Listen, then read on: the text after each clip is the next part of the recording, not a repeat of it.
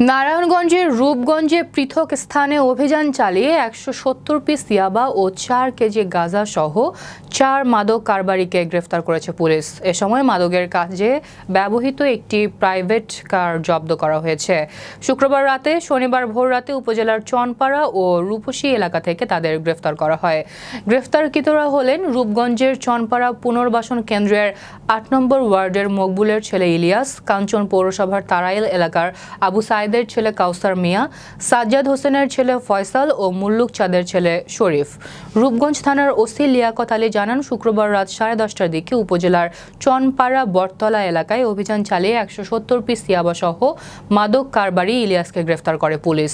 অপরদিকে আজ ভোর রাতে 3:30টার দিকে উপজেলার রূপসী বাসস্ট্যান্ড এলাকায় একটি প্রাইভেট কারে তল্লাশি চালিয়ে ৪ কেজি গাঁজা সহ মাদক কারবারি কাউসার মিয়া, ফয়সাল ও শরীফকে গ্রেফতার করা হয়। এ সময় জব্দ করা হয় মাদকের কাজে ব্যবহৃত একটি প্রাইভেট কার। পরে শনিবার দুপুরে গ্রেফতারকৃতদের 7 দিনের রিমান্ড চেয়ে নারায়ণগঞ্জ আদালতে পাঠানো হয়।